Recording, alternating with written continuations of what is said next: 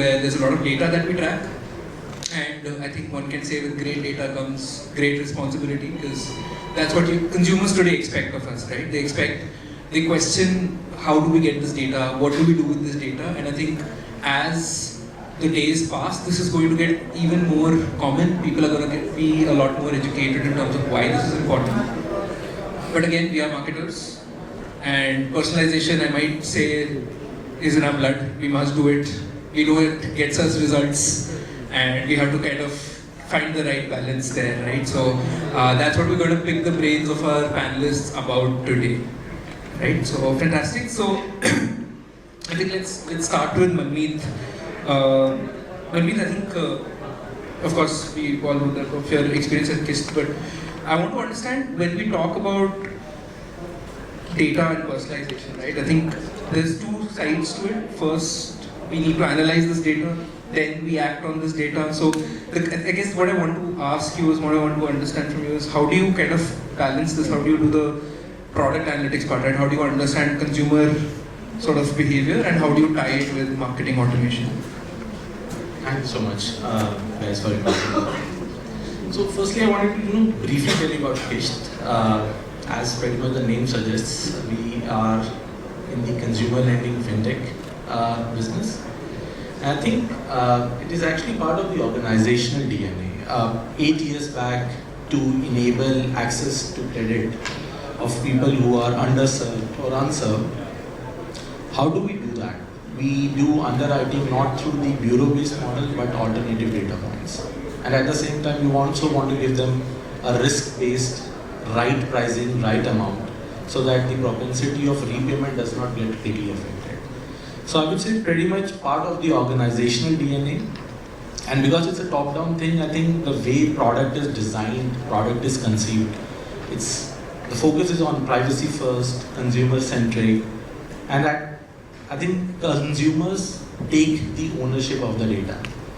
And how do we ensure that in our product design, right from the, there are a few product managers right here in the group, you would see them discussing it with the compliance team, with the IT audit team, that should we take this data, should we bundle the consent, or should we keep it separate, should we do it more contextual, so that right at the time of onboarding for any fintech app, if the audience here has tried, you can ask n number of consents, and because it's a pull product, people would be forced to give you those consents. But do we need to take that? Does that really help us in gauging the customer's credit worthiness? If not, then we won't ask it. And that is why it's part of the DNA. And to answer to your question, how do we balance it of sorts? I think for us, we have defined, apart from the success metrics, what are the non-negotiable metrics, something that we will not do in the garb of getting more users to avail the loan, by doing excessive marketing to them. That is where we define the guardrails, and we will not do that. And even if there has some breach of sorts, that level of campaigns get immediately curtailed. I think very valid. I think in your case especially, because at the end of the day, repayment needs to happen, right? It is very important. You have a direct sort of a stake and skin in the game to make sure that you are responsible about this, and that's good to see that that's kind of flowing through. So I think that's a very well worded answer. Thank you for that, Manmeet. Kuldeep, I thought we talk about consumer behaviors, we talk about all of this, we then get into how do we start segmenting, how do we start grouping users together. And of course with EatClub, we know there is seasonality, there is IPL, there is 20 other scenarios where things change. So we would love to understand from you, how do you look at consumers' data and you start to segment users together? What all data points do you feel are relevant, and how do you kind of play that game? Right. Thanks, Chandra. So I just introduced EatClub. So we run brands like Box 8, Mojo Pizza. I've been in the business for the last 12 years. And we are primarily a food company. So our primary business is selling food. And food is something where customer knows precisely what they want most of the time. So personalization comes in handy. And it starts right from the moment you start thinking, "Aaj khane mein kya khana hai?"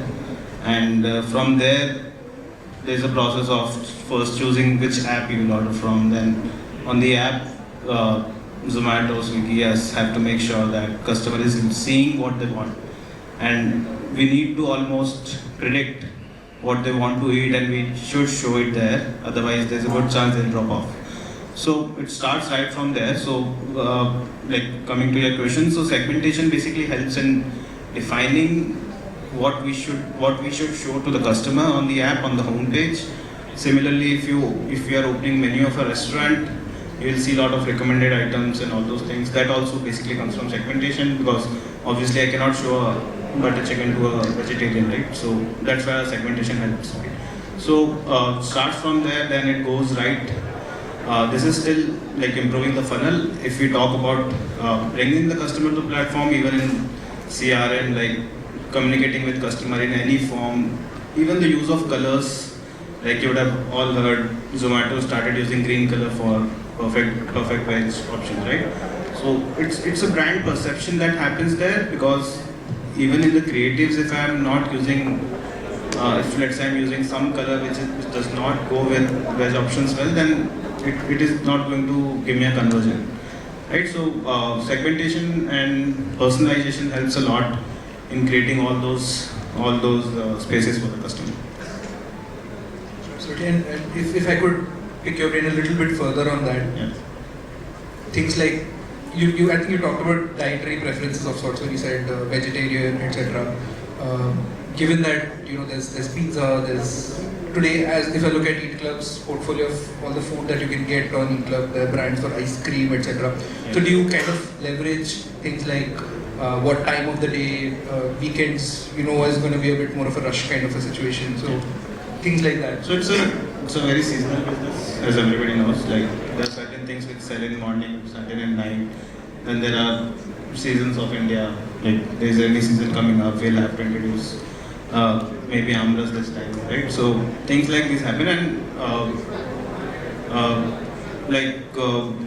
so segmentation is not just in terms of what customer wants. Segmentation is also in terms of when customer is ordering, where customer is ordering. It also depends on the location. So let's say a customer opens the app in Bandra or a BKC. We might show them different food options, because there's a good probability he's in corporate, he cannot have a full-fledged kaate meal, right? They will have to have something convenient on the go. So we might show them a roll on the top or a box meal on the top. So all these things also matter, like location, time, day of the week, obviously, month of, like let's say Navratra is going on, I cannot show a lot of non-veg options. So a lot of other factors come into place, and that's what defines the overall page. Got it. So that's how you're kind of personalizing the experience for the consumer. But unlike fintech, I mean, you're not very shackled in terms of the kind of data that you track. But I think we are still in that space where data protection laws are coming, and obviously we're all compliant that way. But appreciate your answer there. Anand, I know we had a chat before, and I think you made your views on personalization very clear, I might say. But I'd love to understand from you more, especially because again RBI regulations are sort of at play here. I want to understand when we have, if you want to onboard, let's say omni-channel sort of channels, right? Like I've got WhatsApp, I've got SMS, I've got email, I've got different vendors kind of managing all of that, right? How do you kind of go through those hoops? Because everything has to be compliant. InfoSec, I mean, must be a huge thing there, but I'd love to hear from your insights in terms of what matters and what doesn't. How do you play that balancing act? Sure. So in terms of day to day we're a bank, right? So in that sense, data privacy is of utmost importance, because there is, forget even the regulator being there, you are responsible for somebody else's money, and that itself is a very, very big responsibility. So it's really important that we pay a very high premium for that. And I'll spend a minute explaining the kind of consumer I'm talking about. My consumer is a guy who's selling, since you eat out here, selling chai pakoda samosa at some bus stand in the middle of nowhere in Yavatmal, Gadchiroli, Darbhanga, in some of those places that most of us have seen on a map or have seen in some web series like Vizapur. So for that guy, if anything goes wrong, there is no plan B. Life is difficult. So in that sense, getting this data security right is something which is beyond mission critical for us. Now, how does that connect with an omni-channel experience? Well, data security is a given, right? I mean, you just have to do it. Now, then comes in your entire way of, then hence the right kind of a partner where it is safe. Yes, there are certain regulatory, conditions. For example, whoever you work with, the data has to be in India, and there are certain audits. So then that is a part of process. I mean, that's, as a marketer in a bank, you signed up for that. So it's really not a constraint. In fact, it's an enabler.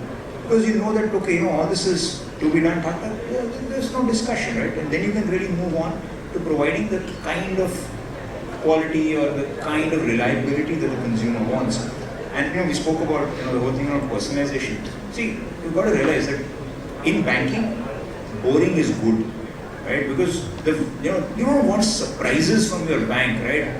Good morning, fantastic. Today your balance is zero.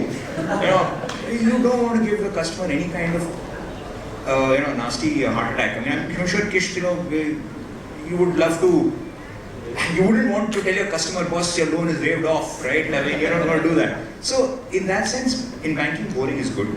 Reliability is the order of the day. Remember, the guy is hiring us, and we run a subscription bank account. So the guy is literally hiring us for a job to be done. And the job today could be to make a payment. In that case, what's more important than a lot of other things is how reliable is your service. Personalization one comes in with knowing, okay, what's the profile, what kind of spends has the guy made, what time does he do it, and hence sending in those reminders and stuff like that. And that's where the game comes in, so that the guy starts preferring you. But for driving that preference, the sense of security, the sense of confidence is mission critical. I think to add to what he said, data as a parameter in your entire model, you could have multiple computations, multiple variations, permutations and stuff. The whole idea is that, does that add value to the customer? I'll give you a very simple example. To the first time customer who have been given an offer on our platform, we know 1/3 of them would take a loan on the same day.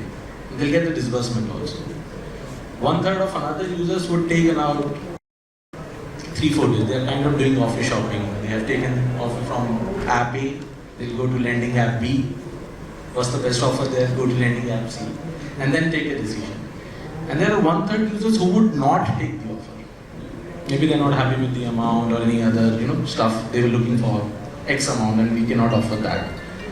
The whole idea is that you can do personalization of nth order for those remaining 1/3 and they will not come back to you.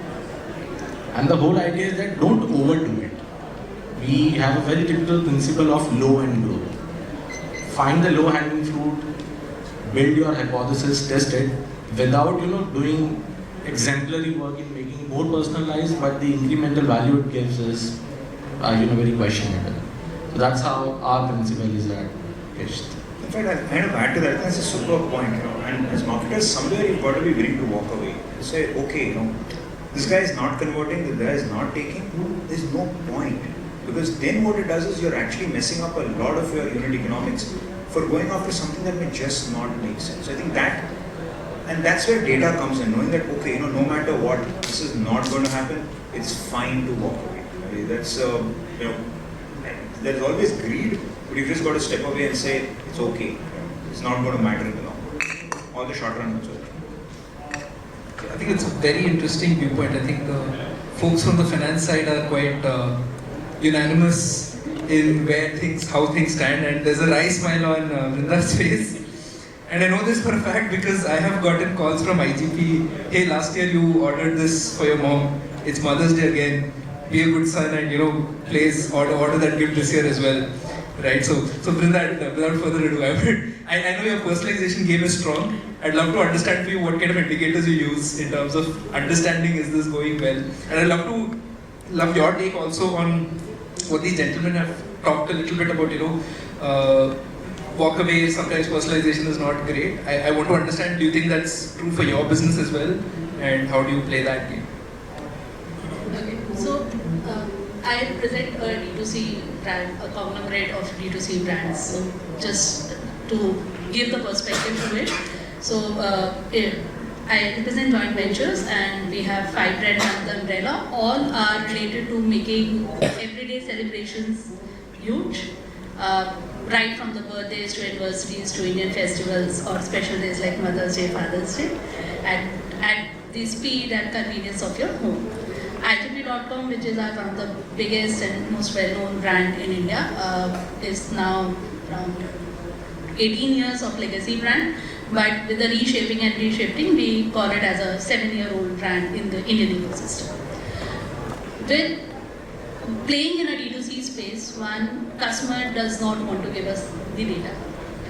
It's a push matrix always, so we are always, each capturing of a data variable for us means we are hitting 1% ahead of drop-off rate for us. And it's always a tight plan for us, whether we really want that metric from the customer, to the risk of losing even a sign-up, leave alone converting that customer after that. So most of the brands like us works in a space where our anonymous traffic, user who never converted or whom we don't know about anything, is always very huge to the people whom we know and the people who eventually signed up and then transacted. Which means when we are putting up the collection of the user information, we are very sure how we're going to use it, how we are monetize it for the business, as well as how we are creating a customer preference for it, so that customer does not mind parting away with that info. So smallest of the examples, birthday dates. A customer who buys a birthday gift from us for someone else, they are more willing to give their birthday dates as compared to any other time. So then the understanding also comes in that what is the right time of asking that one additional element from the customer, at what nature of the, at what step of the purchase cycle, and also what kind of a purchase cycle. So for example, we are always on marketing side pushing the product guys to get more and more databases, more and more data variables of the customer, because that helps us improve the customer engagement as well as improve the customer CLTV for us.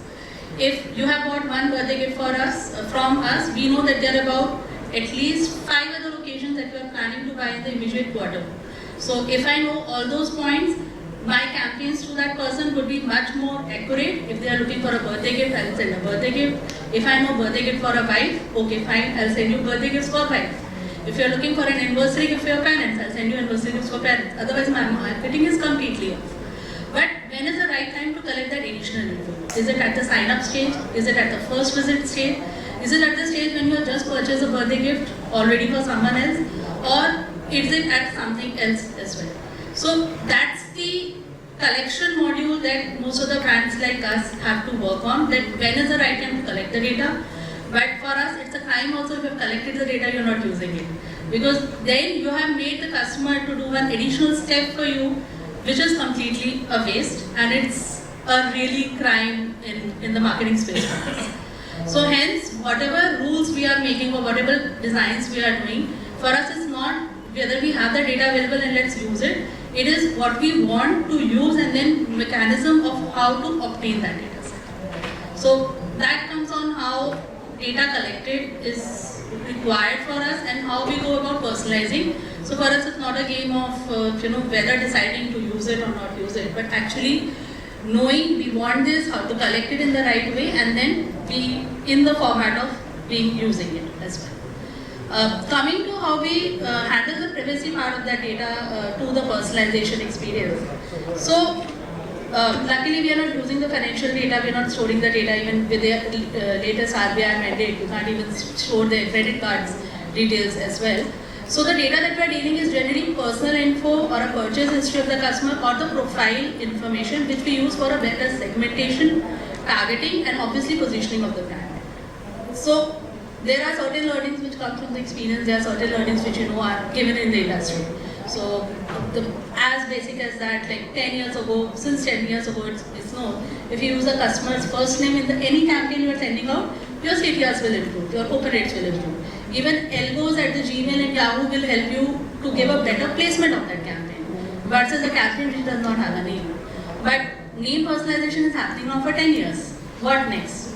So in the celebration ecosystem, I remember 7 years back we started personalizing the recipient's name also. Now, if you have given a gift, so just like you mentioned, so right now we know that you have given a Mother's Day gift to your mom and we want you to do that again, and we know that you are a son. even if you have not entered the gender. It took us 5 years of AI modeling, developing to do that on 20 years of database to know each customer's profiling.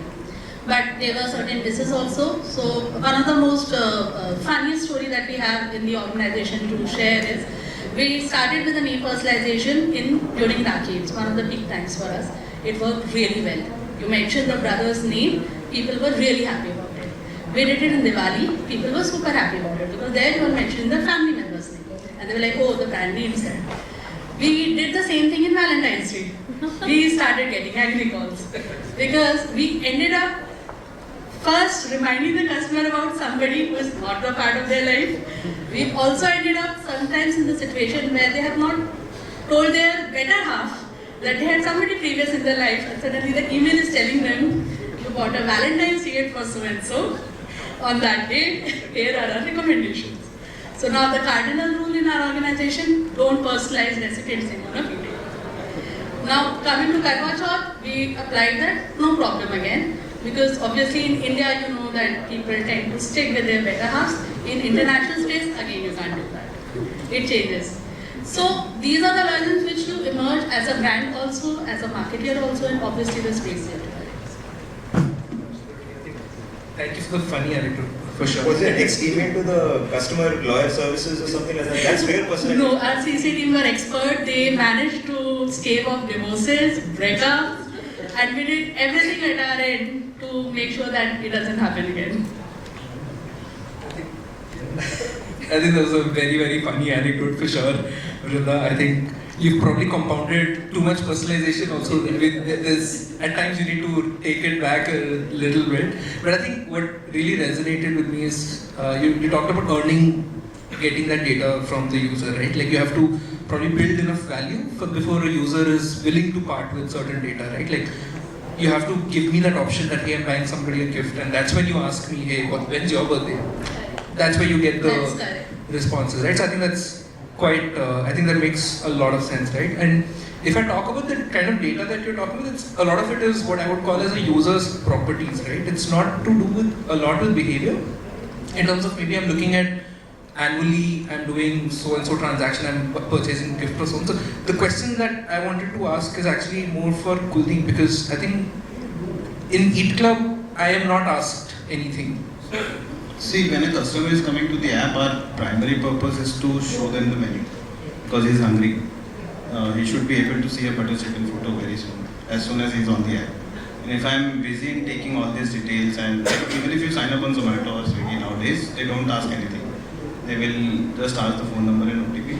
And in our case, we even put that to the, so in the funnel, if you look at, there's menu, then there is cart, then there is payment. So you can also put the same thing between cart and payment, because the cart is already there now. I have to ask the details, otherwise I cannot deliver the food. So I can ask that time, and then I can just quickly take the address and then process the payment.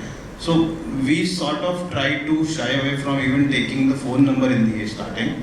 We first show the menu and then we go to customer details. But yeah, like also like Vrinda said, it's criminal to not use that data. So we know we don't have a very big use case for it. So we don't see that it's compulsory. Maybe down the line, let's say customers place 2-3 orders and now they are again coming onto the app.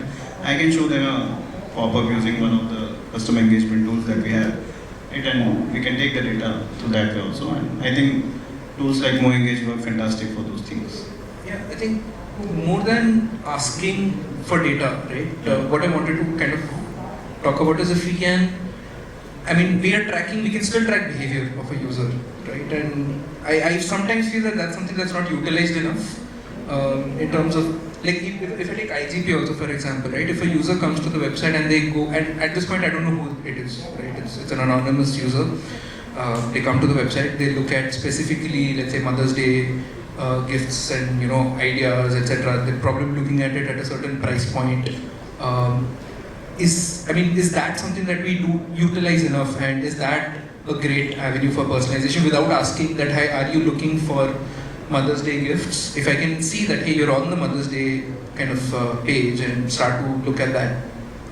Yeah, so definitely all the other details that you have apart from the customer coordinates is very good when we are using it for product optimization, even our on-site optimization, conversion, funnels, everything.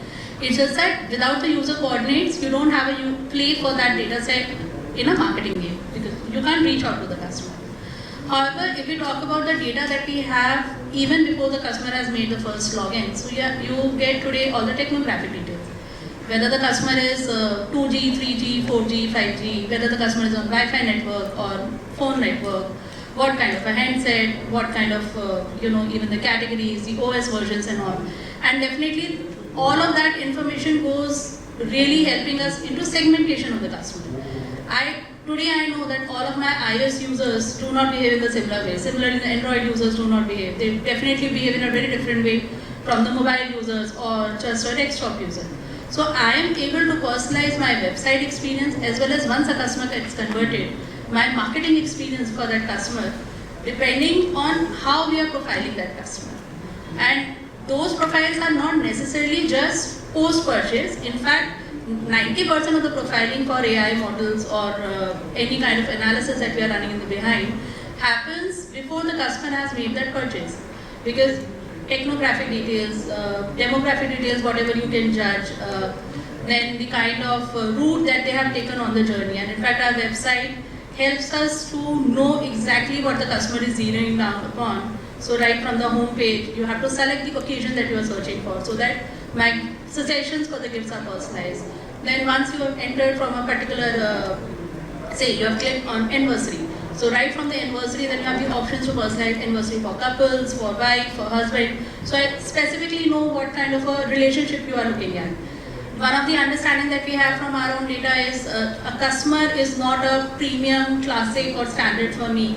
It's a use case that they are buying for because you tend to spend more for certain relations, less for certain different relations, more on certain occasions, less on different occasions. So I cannot tag the customer as a premium category customer. For me, it's a use case that they are doing. So any recommendations that we are running helps us to identify if we know the kind of relation, the kind of a occasion, the kind of a person that they are looking to send in, because then I can do, say, upsell for the customer or optimize my cart for the customer.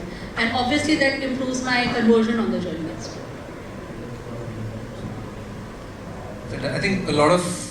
I think on this side, on the retail, on the food side, there's a lot of data that's available, handy and utilizable. But I would like to answer from a finance perspective, right? I think if I look at a lot of the lending apps, I think things like salary, what all data points do you usually try to, I think, in fact, when you first talked about the data that you capture, you said you're very conscious of, is this data going to help me, right? So could you talk a little bit about what kind of data points that you track and that you leverage?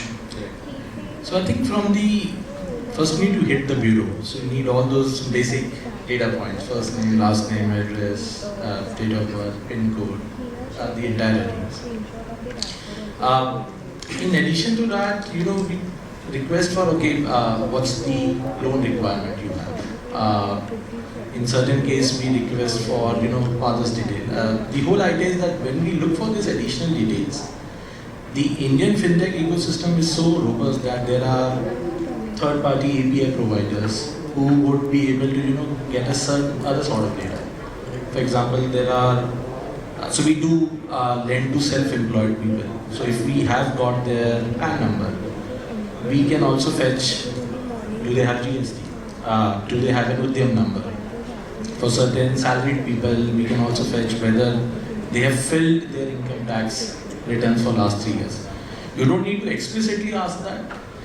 Behind the scenes, you can do n number of, get additional data points, look at that. And I think this should be good enough for us to do the underwriting. We will not be asking for your contacts, we will not be asking for 2 references that you need to select from your contacts.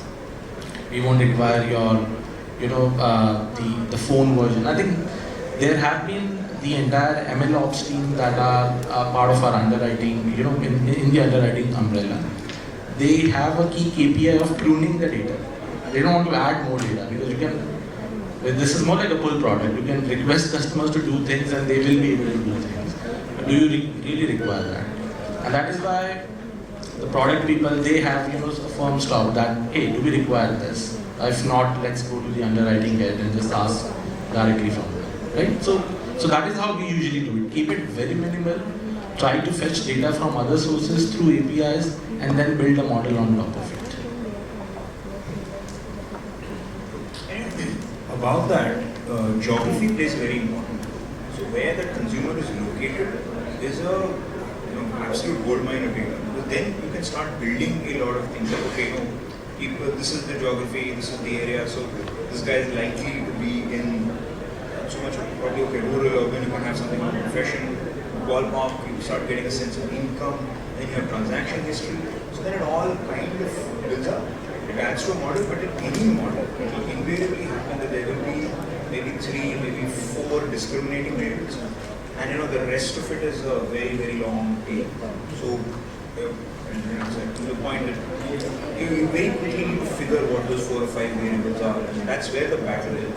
So everyone will boast that our model has 872 variables and all that kind of stuff. After about the 5th or the 6th, it's really, really not that. Maybe a 0.5% here and there, but not more. Thank you. I think with that we'll conclude our panel discussion. But I think some amazing takeaways for me personally, at least. Not sure how you guys will listen, but for me, I think take data seriously. I think all of the panelists said that. Take it seriously in the sense how much data is needed. We need to be very clear about it, and also very importantly, once we get that data, it's a crime not to use it, right? How do you utilize that data is also very, very important.